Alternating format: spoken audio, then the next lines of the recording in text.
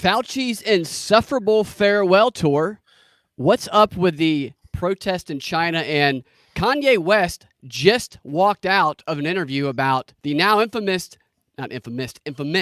dinner that he had with Trump yesterday or the day before. The thing everybody's talking about in the news. You're listening to the Propaganda Report podcast. I'm Brad Binkley. Joining me is Cam Harless, host of the Mad Ones podcast and co-member of the Black Tank Top Club. I'm not normally the one sporting the black tank top by myself, but I am today. It's usually me. It's usually me that's sporting the black tank top by myself. Yes, but today I am, because you've done it enough by yourself, so I'm going to carry the weight now so everybody can see how truly skinny and pale that I am. Well, if they want to be skinny and pale and look as good as you do, just blacktankclub.com. They can get their own. There you go.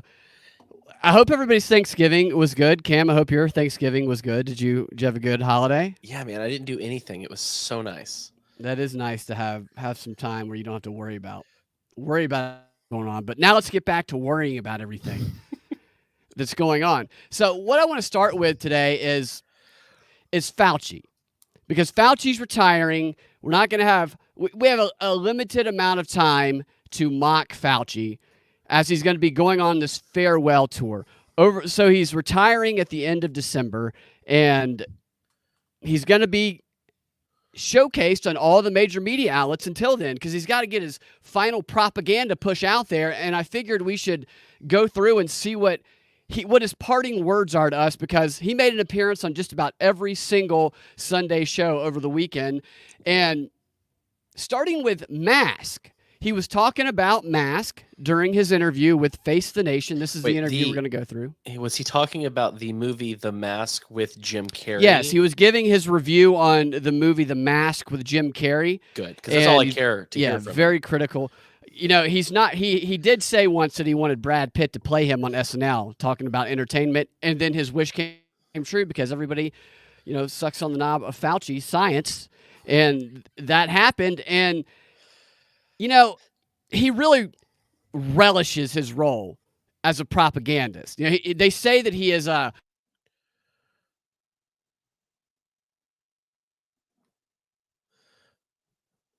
leaning into that right now in these final appearances. And I'm going to share this with you. Let me get this screen shared. And I know you're going to miss Fauci in particular, Cam. Oh, yeah. Big Fauci fan. It's mostly just because I'm so attracted to him.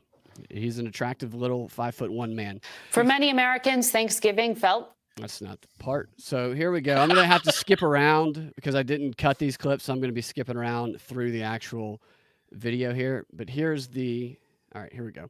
Yeah, here the subject of mask come up.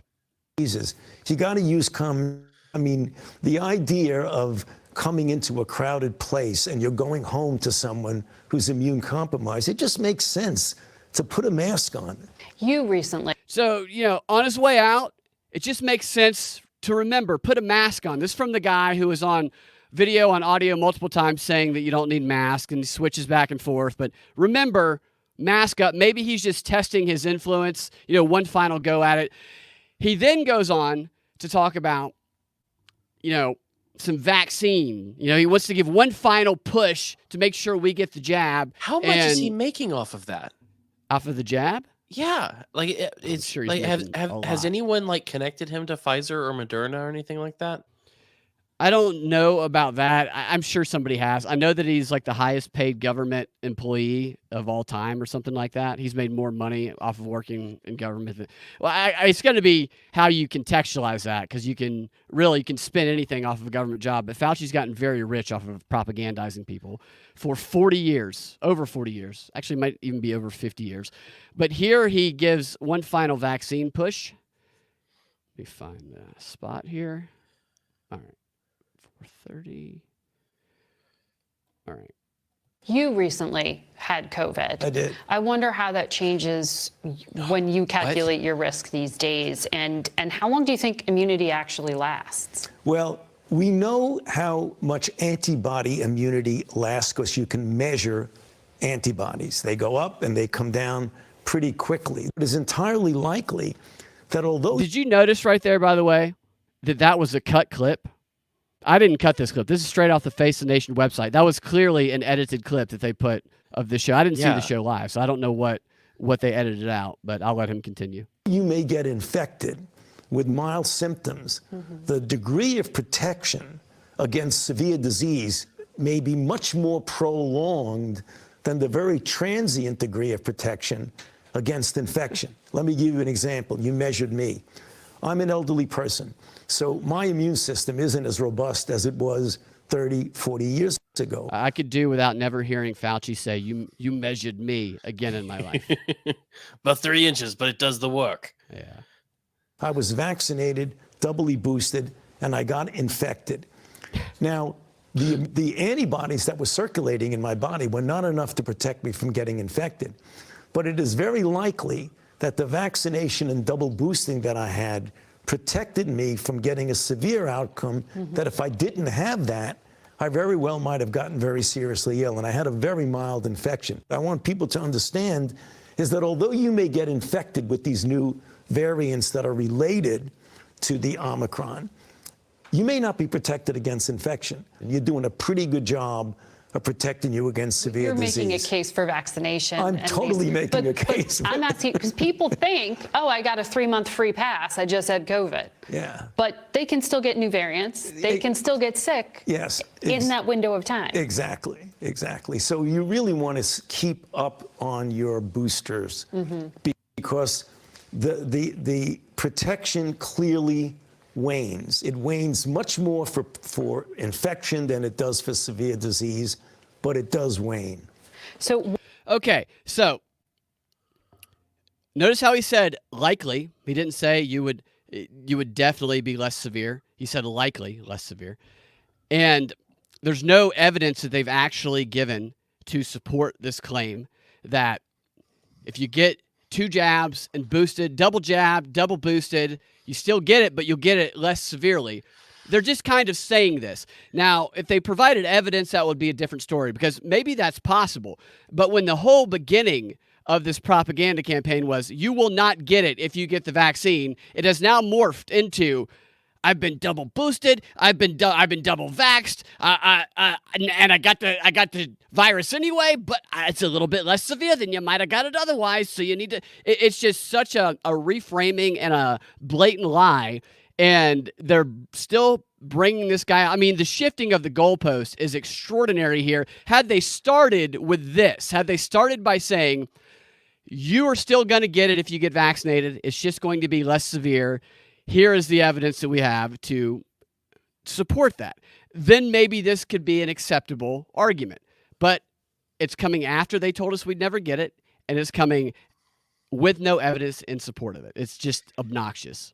It's all of it's obnoxious, and it's not to repeat everything that we've said over the past 2.5 years now, but can you really still intellectually honestly call it a vaccine when it doesn't stop the disease at all? Right. Yeah. It doesn't do what vaccines are supposed to do or defined as doing. They've had to redefine the term vaccine itself. It doesn't seem to do much of anything.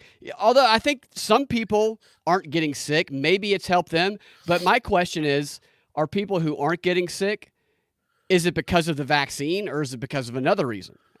So they attribute... Likely. Yeah, right. So they just attribute anybody who doesn't get sick who has a vaccine to the vaccine, yet they don't actually prove anything that they say. I think they just want to get as many of these jabs in people's arms, and I think they want to throw out different variants of COVID or whatever it is they're throwing out there so that they can test this mRNA technology against a bunch of different variations of it and gather this data, because I think that we're all being used as guinea pigs for this mRNA. I mean, I'm not vaccinated, so I'm not. But yeah. I think they're just trying to see what works because I think they want to perfect the technology, some sort of life extension technology to use on themselves in a little transhumanism experiment. It's just, when's his last day? It's the end of December. I don't know which last day it is. Yeah, I don't know exactly when. I'm glad it's at the end of December because that way when the Grinch's heart grows 3 times, he can boost it to 6. I believe his birthday is on December 24th, if I recall correctly. That is the day that but I think that elves are born. Yeah, well, you have an elf. He literally is 5'1". He played basketball in high school. Apparently, I would dominate Fauci as an 85-year-old or however old he is, or as a 20-year-old. I would still dominate little 5'1" Fauci in basketball. There's no doubt about that. Even if I'm unvaccinated, which I am, then I still would. Now he responds to a question about the origins of COVID, which he had the press conference last week, where it was like, I don't know if it's his final press conference. He said it might be at the White House, and somebody asked a question about the origin of COVID, and the White House press secretary came up and interrupted and was like, no questions about that. You can't ask about that. And here he is being asked about that after he's had time to prep on how to respond to it. And he doesn't actually respond directly to that question right here, but he does afterwards. So here he is not responding to that question, but instead talking about other Fauci-related things. There have been all these House Republican calls for investigations into the origins of COVID and saying they're going to bring you up to Capitol Hill. Do you think that wanes as you step down? Well, I don't think it's going to wane for me. The Republican House has said that they're going to, and that's fine with me. You'll appear. Oh, of course. I mean, I have to stop that there because I've watched this clip a number of times. She asked that question, do you think that wanes, the idea of doing investigations where they bring Fauci in? And then they talk about the vaccine waning. So they use this term. I don't know if that was just in her mind, and so she used the same word and was not reading the prompter. Yeah. It just seems a little bit weird in this context to me. Like, well, is your support of that football team waning? It's just a weird way to frame it. Yeah, well, I think that she's probably not the sharpest tool in the shed. Right. Definitely not. So, I mean, she probably goes like, oh, that sounds smart. I'm going to use that in this interview. Look at Fauci's feet and his legs underneath that table. You know why look how short he is. They have the chair like pumped up all the way. Robert Reich is actually shorter, right? And he like 4'8" or something. He's pretty short too. I'd like to see a wrestling match between Robert Reich and Danny DeVito as the trash man, just to destroy It would be them. difficult though for Robert Reich because he just keep trying to make out with Fauci the entire time. You know, I'm very much in favor of legitimate oversight. Absolutely. I mean, I've testified before Congress, given the 38 years that I've been director, literally hundreds of times in many oversight hearings. It's never been this personal for you, though. And I know when I talked to you a year ago, you were angry. You said, I'm just going to do my job and I'm going to be saving lives, and they're going to be lying. They've clearly politicized it. I'm not political at all, period. I've never been, and anybody who knows anything about me knows that that's the case. But it is. He's not political at all. That's like Biden saying he's not creepy at all. He's never been creepy, ever. It's like Stormy Daniels saying that. I'm not political myself. I'm just a tool of the political machine. Yeah, Stormy Daniels has never had sex for money, ever. Lindsey Graham has never paid a guy for sex for ever. That's never happened. These are obvious lies that everybody knows, and he is stating an obvious lie here. I'm sorry. I just have to throw this in here before I forget. Did you know that there's another court case for Harvey Weinstein going on right now? Yes. And they passed out pictures of his naked body. I didn't see those. I'm sure that you have printed out copies, though. No, I unfortunately I don't. But no, they passed it out to the jury. Oh to my prove gosh! Things. I could talk about XR. I could talk about. I would love to hear about that. I did not know about that. That is what an awful jury to be on. What an awful life to live. Jeez. I don't care how evil you are. Like, could you imagine? You know that Newsom's wife testified because she was somebody who apparently, I think she testified about his testicles. Yep, I believe. Can you imagine if she were first lady? Well, I mean, she's not a great witness for that because it's the first pair she's ever seen. Right. Yeah, she doesn't. We know Newsom doesn't have any. We'll let Fauci continue here. It's very clear when people are running their campaigns with an anti-Fauci element to it. Who says that? A narcissist, an anti-Fauci. I mean, he's obviously a narcissist. That, to me, it makes that perfectly clear. Nobody talks like that. I've never in my life said, an anti-Binkley. It's just a weird thing for somebody who's not a psychopath narcissist to say. I mean, that's ridiculous. I mean, Notice how he keeps looking into the camera at certain instances. Do you notice that? Like he'll kind of lean over. I'm going to take Roll that it back back. a second. Yeah. Look, he's been doing this the whole time, but notice how he glances, and that time for emphasis, you see right there, he's staring right at the camera to try and make that emphasis because he's a psychopath troll midget. nobody who knows anything Can't say the about word me knows midget. that that's the case. But it is very clear when people are running their Yeah, campaigns watch his eyes. with an anti-Fauci element to it. There he is. I mean, that's ridiculous. I mean, this is a public health issue. I'd be more than happy to explain publicly or otherwise everything that we've done, and I could defend and explain everything that we've done from a public health standpoint. Well, even though Rand Paul has tried to get him to do that over and over again, and he fails at doing it every time Rand Paul tries to get him to do that. So that technique he's doing there, when you're on camera, there's times when you're supposed to direct your eyes to the camera. Usually when you're reading like a teleprompter. If the teleprompter is a little bit off screen, or if you're talking to the public, and maybe you're talking to somebody on the panel, and you say, I wanted to tell the American people this. Then you turn away from the panelist and you turn to the camera. Fauci's having a conversation with another person, and so it's weird the way he's doing that. I'll put the link in the show notes. Watch the way he creepily does this. This is somebody this is not a director of the NAIA or whatever it is. This is a propagandist trying to land specific points on the audience who's watching it on his little farewell tour here. And he goes on, the idea that he's not political at all is a complete joke. But now he responds a little bit more directly to the idea of the lab leak theory. I think this is, all right, yeah, here we go. President Biden said the United States is asking China for more data about the origins. Have Yeah. you seen anything that Beijing has produced? No, you know, one of the problems is that, and this is historic, it goes way back to bird flu, the H5N1, the H7N9, the original SARS-CoV-1, that the Chinese, not necessarily the scientists that we know and we have dealt with and collaborated with productively for decades, but the whole establishment, a political and other establishment in China, even when there's nothing at all to hide, they act secretive, which absolutely triggers an appropriate suspicion of like, what the heck is going on over there? So right now, That's cut what too. we would really like to know is all of the details of what. Yeah, I've noticed a lot of those cuts.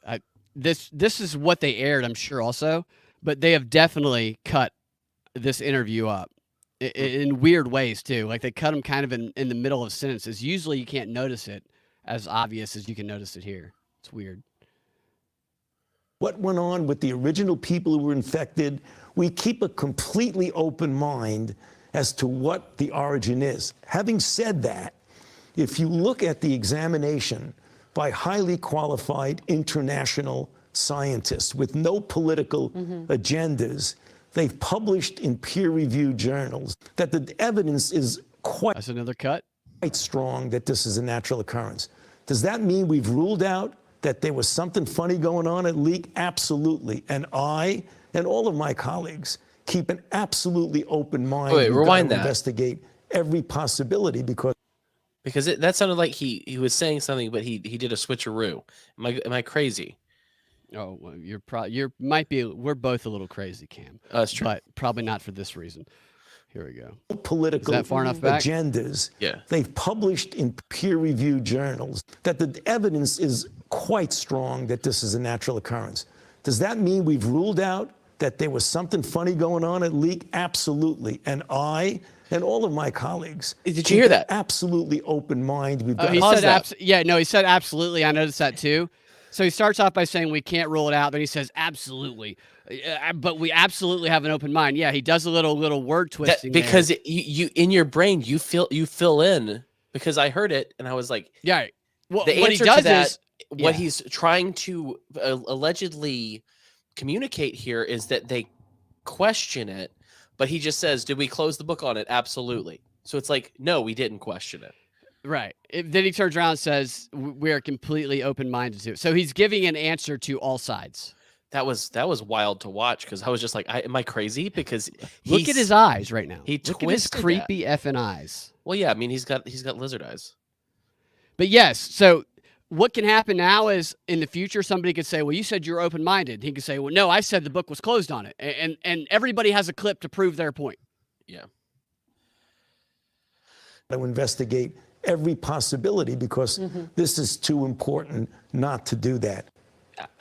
Okay, so he said, the end of that, he said, they are open-minded to investigating it right after he said they had closed the book on it, which you're right. I found that, I don't know if he misspoke or if that was an intentional thing. I don't know, but it does kind of serve that effect. But that brings me to the whole China protest going on today. You've seen this in the news, all the protests spreading around China. So much. I've been working so much. I don't know anything. You're bringing me brand new things. So I haven't followed the China protests all that much. All I know Hong Kong again or no? Do what? Is it about Hong Kong again or? No, this is about the zero COVID lockdown policy in China. Oh yeah, I heard someone like burnt to death or something because of it. Yeah, there was a fire. It might have been in an apartment. Like 10 people died, and they say that this is what the narrative is. They say that this spurred the protest, and the emphasis in the media is that not just in one centralized place, but is breaking out across the country, which is for the purpose of trying to say there's an uprising that could happen. But then China says it's not really as big as you say it is, a small number, and you might be like, okay, maybe China's lying. But then when the reporter comes back and says, yeah, it's not in the thousands, it's not in it's almost 100. So the media they've propped it up, but then they have kind of quietly at the end of their segment said it's not really that many people protesting. We're just making it seem like it's more, which that's probably not a new thing if I had to guess. Yeah. I think the coverage of it is a new thing. I think we're paying attention to it, and they're putting it in our minds for a reason. I think the same thing has been going on. They're just now trying to call our attention to it. And well, it's like the Hunter Biden thing. Right. Several different media outlets said, "Oh, this was totally real." They verified it now.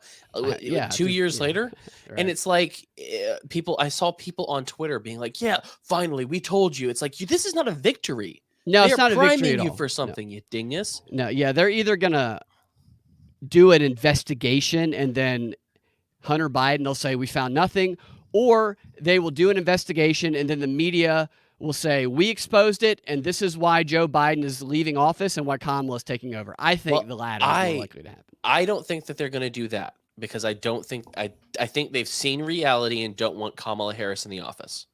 Yeah. I think what they're doing is controllable too. I think what happened is Donald Trump just announced for the presidency and they want to start getting behind someone else in 2024 to go against DeSantis and Trump. And I think that that's what they're doing. I don't think they're going to 25th Amendment him. I think that they're prepping it so they can choose another candidate to get behind next election cycle. They're definitely not going to want to get behind Biden. That's for sure, because they're not throwing all their support behind him.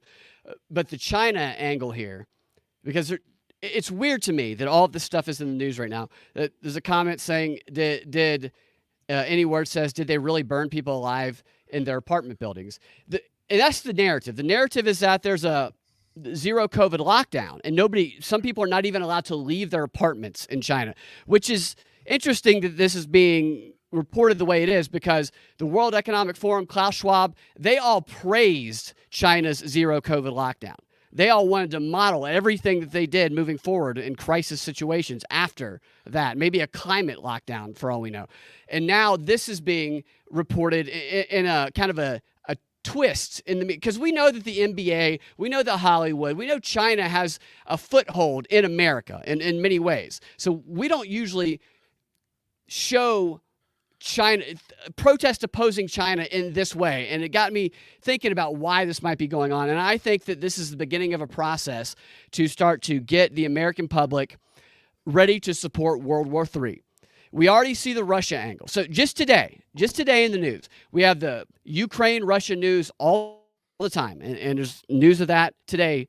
And we also have this news, which is putting the Chinese Communist Party, showing them to be killing and oppressing their citizens. And we also have the story about the Iranian soccer team and the United States soccer team during the World Cup. The U.S. and Iran, they have a game. I don't know if it's tomorrow. I don't really follow soccer. It's, I mean, you're a man, tomorrow. so. Yeah.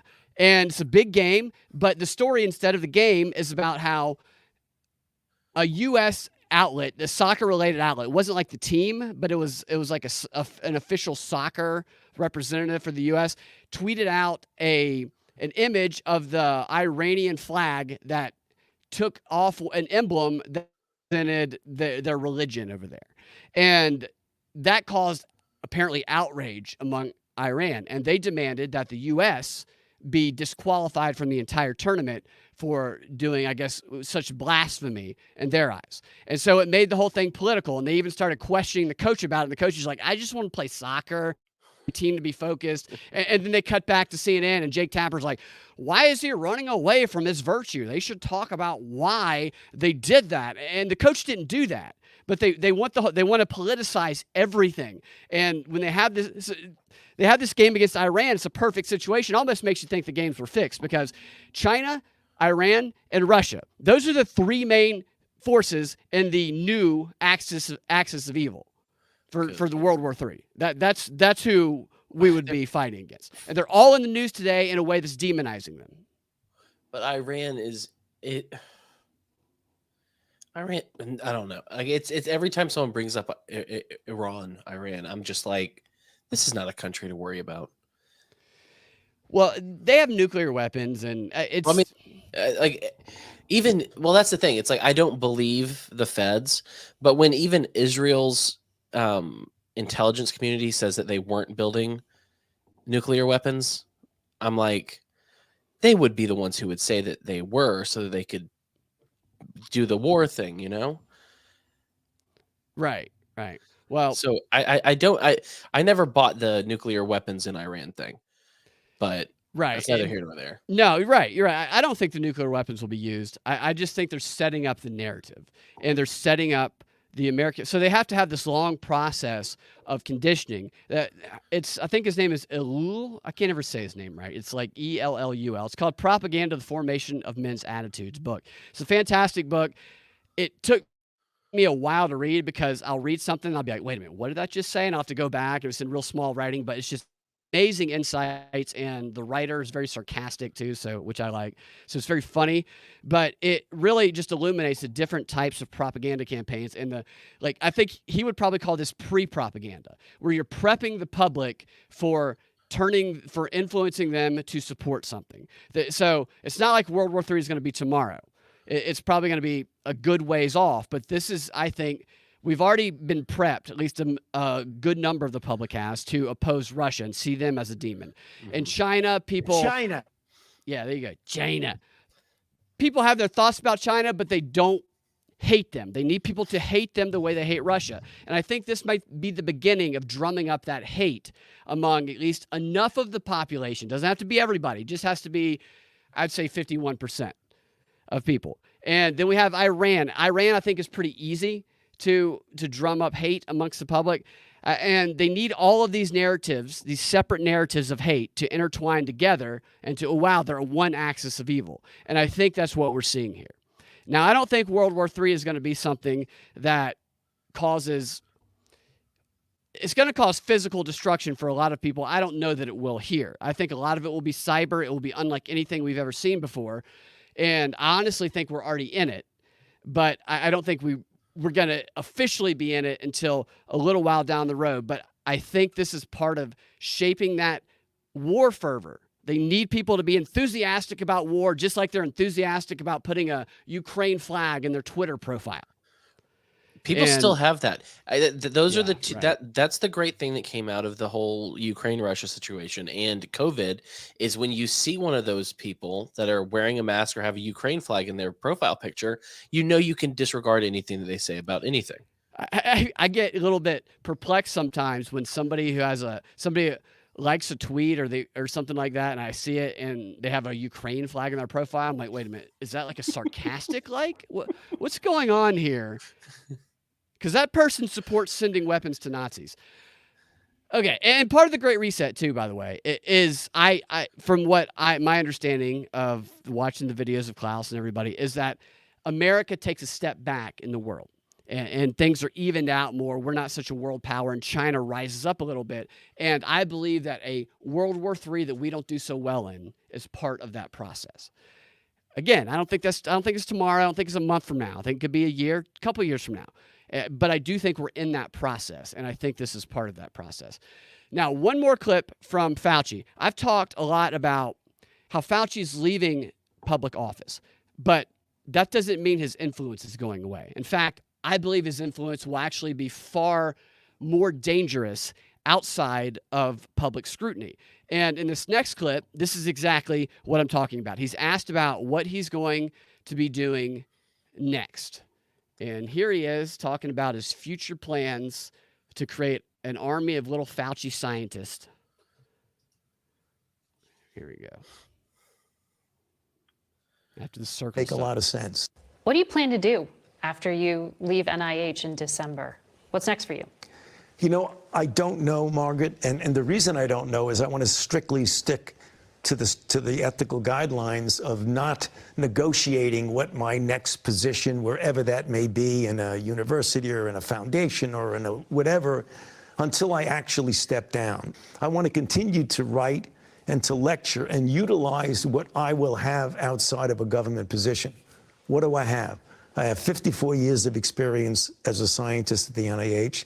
I have 38 years of experience leading. Is he just giving the his resume? largest and most important infectious disease research institution in the world. And I've had the privilege of advising 7 presidents. I could use that experience, that know-how, that judgment to help others, to write about it, to lecture about it, and perhaps to encourage at a time of anti-science the best and the brightest among the young to at least consider a career in science, in public health, and importantly, in public service. If I can do that after I step down, I think that'll be, you know, something that I would be pleased with. Dude wants that Clinton, Dr. Obama public speaking money. That's He it. wants that public speaking money, but if what he said at the end there is true, and he has said this in other interviews months and months ago, where he plans on working directly with young scientists. I want to help them shape the world. So he wants to create a little army of Faucis. He wants to create the future scientist in his image. And his image of a scientist, from my understanding of him and research on him, has very little to do with science and a lot to do with the public relations aspect and the propaganda around science. So he'll be telling people they're doing science, but he'll be telling them the most important thing to do is you have to control the narrative around your science while you figure your science out. Because that's essentially what they're kind of doing, is everybody's a guinea pig. They tell you one thing in the beginning, and he is masterful at his ability to shift the goalpost. And the media has helped him in that. But that is what the training of a scientist under the Fauci School of Science would be. It would be in shifting the goalpost on what the science is and what it means for the people. Because he's saying literally the opposite thing now that he said in the beginning of all of this. And that lady's just sitting there going, yeah, and not saying, hey, why did you lie to us? And anytime anybody calls him out on that, what happens is what happened at the White House the other day. The press secretary walks up and takes the microphone from Fauci and says, we're not having this. You can't ask Lord Fauci here, which I think means like devil or something like that, about why he lied to us and why his story is different now. And by the way, the guy who opposed him the most died right before the pandemic started. Coincidentally. Carrie Mullis. Did you say something? You said Lord Fauci, and then I thought Lord Farquaad from Shrek, and then I thought, wow, just throw the wig on him, and he's a real life Lord Farquaad. I don't know who Lord Farquaad is, but I have. What movie is that from? Shrek. Oh yeah. No, I do remember Shrek, but I do not remember that. Yeah. Okay, so enough about Fauci today. So the final story, before we get to the final story, which is going to be about this whole saga of Trump's dinner date with anti-Semites and racists. Is it Nick Fuentes or is it Kanye? Which one is the racist? Which one is the anti-Semite? Are they both? They never really tell us that. I want to tell you what we're going to talk about in the XR, which is a subscriber-only portion of the show, and that is which Biden family member got shafted when it comes to getting a stocking at the White House. There was one. Ashley. I don't know if that's the name, but there's one. You don't spoil it. If that's correct, you don't want to spoil it. I'm never mind. One of the Biden family members, the most vulnerable of them, I think, got shafted. And we're going to see who that is. And we might also talk about how the Minnesota Vikings accidentally got a little R-rated during their football game in a very stupid way, yet kind of funny. And that's what we're going to do in the subscriber-only portion. If you want to get access to that, go to patreon.com/propaganda report. What you get is you get the subscriber-only portion of the show, and you also get this show, the Drive Time News Blast, with the ads taken out. I take all the ads out for subscribers, and I put that together with the XR, and you get it in your own private RSS feed. You can also, if you want to support the show, you can go leave a 5-star review and a comment that warms my heart. And even though Cam says he wants mean comments, don't give him mean comments. Give nice comments. The meaner, the better, baby. Because it keeps morale high and it keeps motivation high to do the show and keep diving into the news, which can be dark and tough to go into sometimes. But I appreciate all the support and all the wonderful things people say.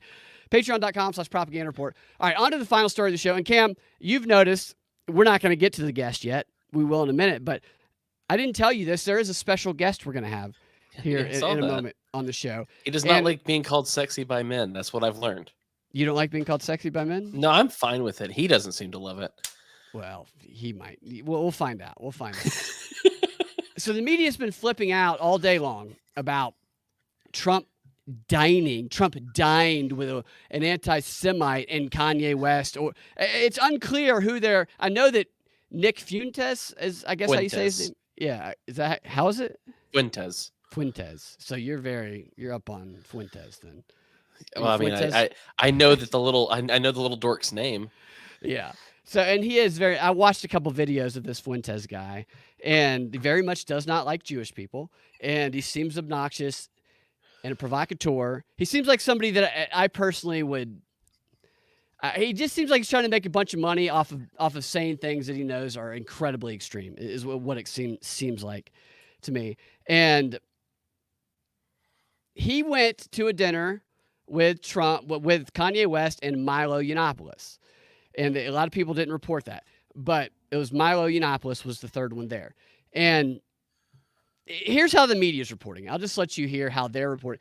So Trump had this dinner scheduled with Kanye. And Kanye shows up with a couple of other people, apparently. And this is how the news reports it. Trump says he didn't know. And Kanye confirms that Trump didn't know. At least, maybe they're both lying. Maybe not, but I'll let you hear how the media reports it. Then I'll let you hear what Kanye says about it. All right. Politics of extremism. Former President Donald Trump announced that he would seek re-election to the nation's top office. Yeah, so it says on screen, politics of extremism, with a picture of Trump looking like he's making I guess their viewers would think a racist comment. I would think making fun of somebody comment. With that face he's got on. It looks to me like he needs to poop. And she looks like the crypt keeper, so it's like, She definitely does. This is PBS NewsHour. 1 week after former President Donald Trump announced that he would seek re-election to the nation's top office, he dined at his Mar-a-Lago home with two men known for their racist and anti-Semitic beliefs. 24-year-old. Now there's a picture on screen of Nick Fuentes, Kanye West, and Trump all looking like they're so racist thoughts. Yeah, so racist thoughts going on in their head. Political commentator Nick Fuentes and Ye, the hip-hop musician formerly known as Kanye West. Laura Barone Lopez has more. The Department of Justice identified Fuentes as a white supremacist last year. He is a Holocaust denier who has threatened violence against Jewish people and spread hate against Black Americans and other groups. Ye has also been condemned for anti-Semitic take that back. I didn't notice this first time around. So when she said that there, it flashed you a picture of Fuentes. And in the picture, he's standing behind a podium that says, "I will not comply," and has a vaccine needle broken in half. Which I find to be interesting, that the government By the way, the U.S. government has said that they stand with the protesters in China. It's their right to protest against the zero COVID lockdowns that's going on, which is interesting because when people protested the lockdowns and the mask over here, they were literally called domestic terrorists. I mean, that's what they were literally called. Yet the government is saying, we support them over there. And now they have this guy who I am not supporting this guy. I don't like his content, but it says, I will not comply. I do like that, and it has the vaccine breaking habit. So very conflicting messages that they're giving us in the media. Ye has also been condemned for anti-Semitic and anti-Black comments. In statements, Trump claimed Fuentes was invited by Ye and that he did not know him. The dinner is the most recent example, however, of the former president associating with bigoted individuals and conspiracy theorists and elevating their ideas. Democratic Senate Majority Leader Chuck I will stop that before we get Chuck Schumer's comment. That's what every single outlet said, the exact same thing. Like, you can tell how robotic she is in reading that. That's just the latest example of the former president, hanging out with people who are bigoted and conspiracy theorists and spread racist ideas. I mean, she's reading a script. We have very safe biolabs in the chat here, says, so racist, so white supremacist, hanging out with a rich, successful black man. Exactly. Right. Well, I love that little line there about how how Yeezy is spreading hate against black people. It's like, what? Right. Yeah, we're going to hear from him in a second. He walked out of an interview on this that happened right before the show started, and I got a clip of it. Here's that chick again, whose hair looks wonderful, I'll say that. With bigoted individuals and conspiracy theorists and elevating their ideas. Democratic Senate Majority Leader Chuck Schumer responded on the floor today. For a former president to sit down and have dinner with a high-profile anti-Semite is disgusting and dangerous. To give an anti-Semite even the smallest platform, much less an audience over dinner, is pure evil. Even assuming the former president didn't realize Mr. Fuentes was coming to Mar-a-Lago, for him to refuse to condemn Fuentes and his bigoted words after the dinner is appalling, and it is dangerous. There's no evidence that he refused to condemn his words. Trump put out a statement on Truth, or he truthed on Truth Social, saying that Kanye, here, I can read it to you. He said that Kanye West, or Ye, he said, Ye, formerly known as Kanye West, was asking me for advice concerning some of his difficulties, in particular having to do with his business. We also discussed in a lesser extent politics, where I told him that he should definitely not run for president. Any voters you may have should vote for Trump, he said. Anyway, we got along great. He expressed no anti-Semitism, and I appreciated all the nice things he said to me on Tucker Carlson. Why wouldn't I agree to meet with him? Also, I didn't know Nick Fuentes. That was Trump's statement. And that has sparked this news cycle that he had. You know, all of these people, they've had pictures taken with some of the worst people in the country, on the planet, because as someone who's a provocateur, who knows that they, by being associated with them, like a David Duke type, Yeah. if they can get their picture taken, they know that they can just shimmy up, or they can be at a rally or something. They know that these politicians, if they're in certain contexts or situations, they'll just do whatever, and they can get a picture taken. So there's pictures of all these people with the worst on the left or right. And the thing that Trump did, which it's perplexing, why would you have, it's obviously not a good campaign strategy to have dinner with Nick Fuentes. Yeah. However, Kanye West gives an explanation to this. Kanye West was Either that or he's a dark horse, one of the two. a dark horse candidate. No, I mean, I'm just saying, like, Ye bringing Nick Fuentes. Oh, I mean, right. having lunch with Nick Fuentes, bad idea. Right. Bad Ye idea. who brought him. It was Milo Yiannopoulos. Oh. Which I just found that out right before the show, because I was getting ready for the show and Timcast popped up on YouTube, and I'm sorry. Kanye West and Yiannopoulos and this Fuentes guy were his guest. Very briefly, they were his guest. And so I have some clips of Kanye, of him explaining kind of how him and Yiannopoulos kind of explaining how everything went down, that I'm going to play for you guys, that sheds some light on what happened. Now, whether this is true or not, you know, that's for you guys to decide. They lie all the time, so who knows? But this is what Kanye said on Timcast about an hour and a half or so ago. Yeah, that struck me. I was like, wow, he got them on already? But I have a guest on that's definitely going to trump all of the guests that Timcast had on. So we're going to have a guest on here in a second. From the Hill, which is from earlier today, 5 p.m., Pence says Trump should apologize. It's wrong to give anti-Semite a seat at the table. This, of course, is related to a dinner that happened, and I was wrong a little on the details. So a dinner happened. Nick, you were there. Yay, you were there. I just want to start off by, how did this dinner come to happen, and what happened? Oh, I thought I was listening to Ben Shapiro for a second. I was talking to Trump for about a month. We had scheduled the dinner in October, and then he announced for president. He pushed the dinner back to November. And I've been pulling together a campaign. And after I put up the DEF CON tweet, a bunch of people that have been canceled, like Alex Jones, I started getting in contact with other people that were now on the inside of the matrix. And Alex Jones, producer, said that Milo wanted to contact me. And here we are. So that's how you guys got in contact? Yeah, originally. And then I suggested that we bring in Nicholas as a enormous extra brain firepower that he is. Most extraordinarily brilliant political commentator of his generation.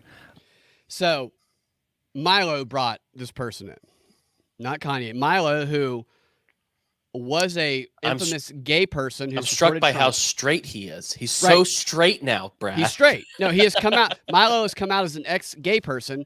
Yeah. In my opinion, because it was no longer shocking to be a gay Republican. He's a provocateur. Exactly. For sure.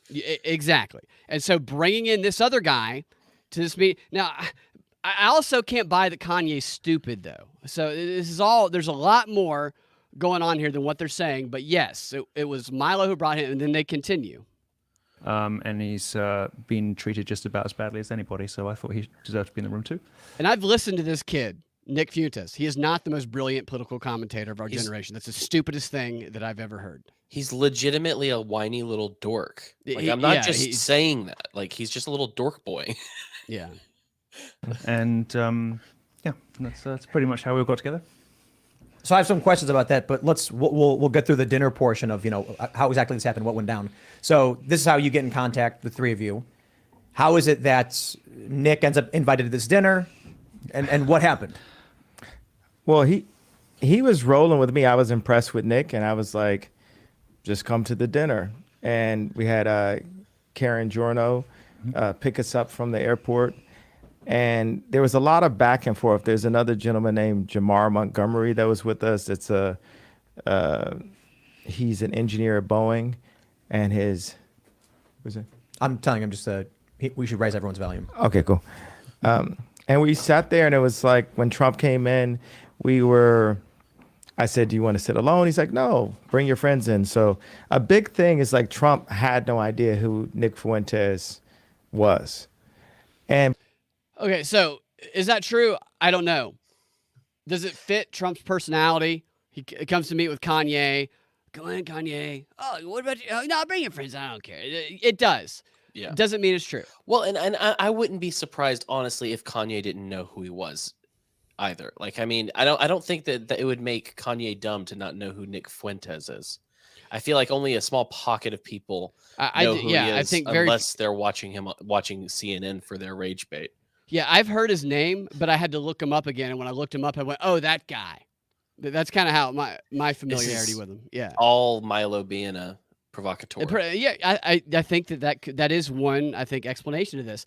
But so Kanye kind of goes into a bunch of stuff about Jewish people here, where he starts saying, blaming everything on the Jews, and it gets a little heated. And then a little bit down the road, it gets to this. This is what ultimately ends up happening in the interview. And what you see from Fuentes are the only words that he said, at least from what I saw on this show. Now, I didn't see the whole show, but I did watch up to this point. Let me make sure that screen is shared.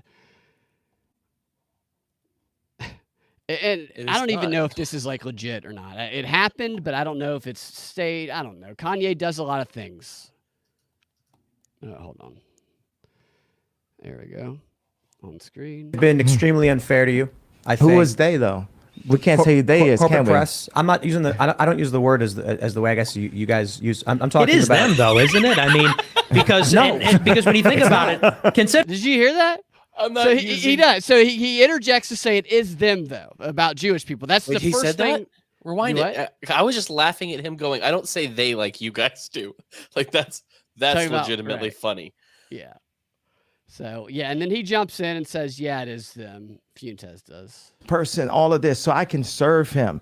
And the more and more those things are taken away from me, the more I can be empty and be a vessel and be able to be used. And right now, it's like, you're not going to take, if we can't, you're not going to take my pain away, right? The Jewish people say, it's the Holocaust, this happened, and you can't say anything about it. We can't take their pain away. No one's going to denounce the fact that they tried to lock me up. That's what, because every time I'm just holding stride, and it's like, I thought I was more Malcolm X, but I find out I'm more MLK, because as I'm getting hosed down every day by the press and financially, I'm just standing there.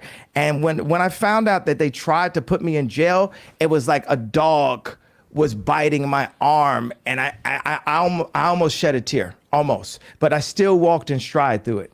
Yeah. I think they've been extremely unfair to you. I think. Who is they though?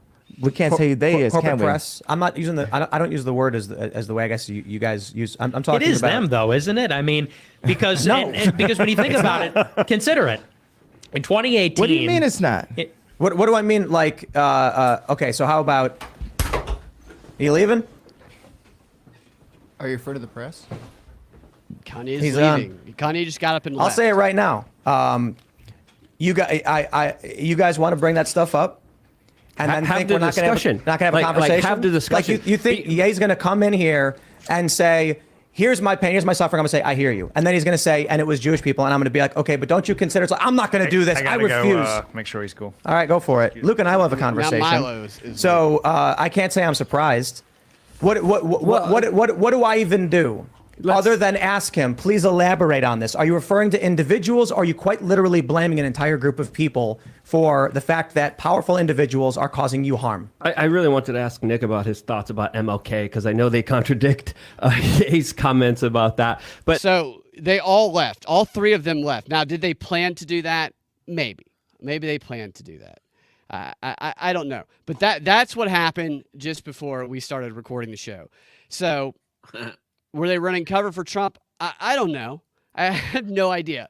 But that is an explanation It doesn't that look, is different from the one the media is giving, is what we just witnessed there. right, but it doesn't look great to have them have Tim Pool have I don't know. That doesn't make Trump look good for them to all walk out like that, because he wouldn't just automatically go, "Oh yes, of course it's the Jews." Right. Yeah. Doesn't look good for Trump. No, That's it what I'm doesn't. saying. That's a great is point. Milo being a damn dark horse in this?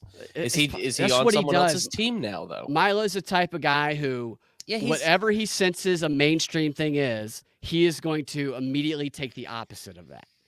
Yeah, he's a provocateur, a contrarian, and a real life troll, to be honest. But it's like, what's his? He does have an agenda outside of that. He's getting And I rich want to as know part what of that his is, because program. this doesn't make Trump look better. No, not at all. Definitely not. Another angle of this that I found to be interesting was that Ye and Ben Shapiro had a little bit of spat on Twitter, because Shapiro spoke out, but Shapiro has also been kind of coming into conflict with Candace Owens, who some might call Ye's handler. At least she has been called Ye's handler. And she works for Daily Wire.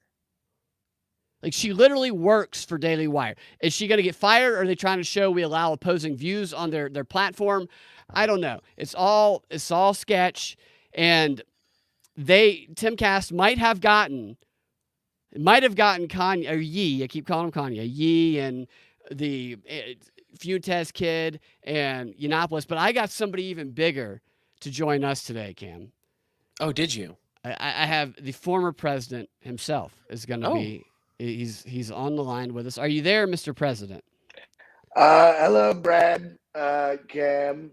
You know, a lot of your listeners are probably thinking to themselves, Wow, it's pretty late right now, but I only need like 3-4 hours of sleep at night.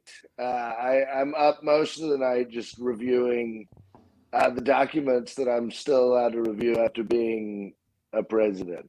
The classified documents. Yeah, I just spend most of my time needling through classified documents. You're always working hard, Mr. President. What was going on with that dinner? Did you truly not know who Nick Fuentes is? Just fill us in on the details. I mean, I don't know. Kanye comes up. He comes to the house. It was supposed to be him. He surprised me with some little friends of his. I had no idea who they were. Are you telling the truth, or are you just trying to cover things up here? I mean, Brad, you know me. I'm an honest. I'm forthcoming. If I was to, I own up to the things that I do. And you're in no way an anti-Semite. I declared Jerusalem the capital of Israel. I allowed my favorite child to marry a Jewish man. What about that says anti-Semite? That's what I would say too. What did you guys discuss at that dinner? Kanye's a troubled young man. So we talked a lot about his businesses. I told him I'd never wear a White Lives Matters t-shirt. I think they're stupid. Of course. We talked a little bit about fashion. I don't know if you know this about me, but fashion is a huge hobby of mine. It's a huge passion hobby. of yours. Yeah, a passion of mine. Even the Miss Universe competition displayed a lot of fashion. The best part of that story, which a lot of the media didn't cover, was the fact that an outside source, and I want to know if this is true from you, Mr. President, and this is part of the story, is they say an unnamed source say that things got a little tense during that dinner because Kanye or Ye asked you if you would be the vice presidential candidate on his ticket. So he would run and you would stop your campaign, or maybe keep your campaign, but run as his VP. I mean, that's absolutely ludicrous. And by that, I mean the rapper Ludacris was the unnamed person. So Ludacris was the source.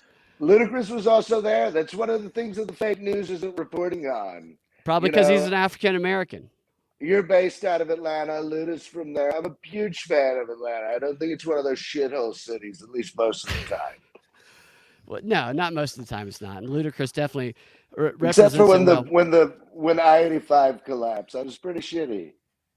But yeah, it was bad. It burned down. I think that it was a psyop. Not a psyop, but I think that it was an intentional burning down. Well, there was a whole Mercury Red scare, but we don't need to get into that because if it does exist, it's the most deadly substance known to man. But how do we know it exists? We don't know. The CIA won't tell us. I think Milo is actually a CIA agent. You think so? So you think he's? Did you know who Milo was before he showed up? Because Kanye said that you saw Kanye and you just said, "Bring your friends in." Yeah, bring your friends in. This guy Milo, I think he's a master of disguise. At least the last time I saw him, he probably looked 180 times different than that. I think he's a deep state operative, to tell you the truth. Well, Mr. President, I thank you for filling us in on some of these details and joining us. I want to say happy belated Thanksgiving. Thanksgiving to both of you. I'm thankful to be here. Well, you know what this is, right? What? Can you feel it? Are you going to say it's the storm? This is the calm before the war on Christmas. Oh, right. Yes. The war on Christmas is very real. I hope that you two do not forget about that. We need soldiers in the war on Christmas. Digital soldiers are that. And Brad, I'm all about image. Yes. If I could make a suggestion, I would tell you, don't dress like Kenny Anderson on your show. Wear a sleeve shirt. The former Georgia Tech basketball player? Is that like what I saying? said, I'm a huge fan of Atlanta and their sports. And I saw that you showed little Chucky Schumer. Yeah. I mean, what is he? Is he President Logan from 24? I mean, what's going on with this guy? He's like I mean, he's supervillain. white. Yeah, he is a supervillain. President Logan is black. What about Dr. Fauci retiring? Do you have any thoughts on that? Oh, Dr. Fauci. That's what I like to call him. That's what I think you were making reference to earlier. I He's was. the devil. Faust. Yes, thank you. Cam, do you have anything that you would like to ask the former president? I just want to know if he believes that a hot dog is a sandwich, because I mean, his word would be definitive, I believe. I mean, is it a sandwich? No, it's a hot dog, but technically it's meat between two pieces of bread. But the bun itself is locked together at the bottom like a hinge, like a door. Yeah, which most Subway sandwiches, sandwich. Most sandwiches, you know, the bread is two separate pieces. So I would say no. Right. It's definitely a hot dog. Right. In China, they probably call it a sandwich, though. Nobody knows what's going on in China. I mean, the fake news is reporting on this, that, and the other. They're saying things like, we don't have a military. Things like, if you open up our hangars, there's nothing inside of there. But it's absolutely fake. The fake news is just fake news. It's ludicrous. Faking. All over the place. I mean, if you want real news, you need to go to people like yourselves, the digital soldiers. Thank you. I want to get your response to a comment here, and then we'll let you go. I know your time is valuable, Mr. President. Chris in the chats here says that Trump is a total puppet for the Zionist, claiming that he's anti-Jewish. It's beyond ridiculous. It's another psyop. What would you say to that? That I am a puppet of the Zionists? I mean, come on. I'm not a puppet of anybody except for myself. All right. So you pull your own strings. That's you, right. Mr. I mean, President. I have enough money. I don't need your money. I don't need the Zionist money. I don't need the Republicans' money. I'm doing this all on my own. I was debriefed in a bunker before I ran in 2016. Is that you in a bunker? It was a 4-day debriefing. Stormy Daniels, I believe, told us all about that, right? Yes. They showed me a video. It was a lot like the movie Clockwork Orange, but the Clockwork Orange stuff was going on to the American people. We've totally been invaded by a deep state fake puppet master government, much like Cobra from G.I. Joe. As a matter of fact, I'm just waiting for Biden to get in his escape pod and yell, retreat! Like it won't be long. Well, Jack here says you never put lettuce on a hot dog. End of story. Agree or disagree? I completely agree. You never put lettuce on a hot dog, but you do put sport peppers. You put I like Chicago dogs personally. They're delicious. Oh, Chicago dog. Yes, of course. Okay, Mr. President, thank you for joining us today. On a hot dog. You put mustard on a hot dog. Everybody loves mustard. Anybody who doesn't love mustard, I mean, I don't know if I want to know that person. Well, but, you know, anyone who's nice to me, I'm going to be nice to them, bottom line. And that's what the media is saying is a flaw in this case. So thank you, Mr. President, for joining us. We'll have you on again sometime in the future. We appreciate you lending us your valuable time, and we appreciate you guys letting us have a little bit of fun at the end of the show. Cam, thank you for joining me today, and I hope that your break was good. It's good to be back. Good to see you again. And I know you had some problems with your glasses. You got some blue lens glasses that you're trying to get squared away. I can see them now. And thank you everybody in the chat who was very active chat. I appreciate everything. Appreciate you guys tuning in and such late at night. And we'll talk to you guys. Well, we're going to go to the DNB XR and continue the conversation. And again, patreon.com/propaganda report if you want to get access to that, or right here on Rockfin at rockfin.com/propaganda report. We will talk to you guys next time. Have a fantastic rest of your day.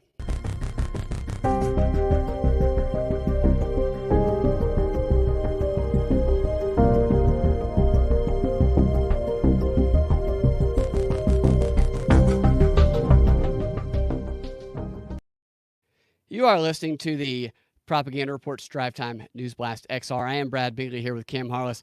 The former president decided to stay on with us just for a minute. Mr. President, is there anything that you didn't get to say that you want to say now that we're in the subscriber only portion of the show?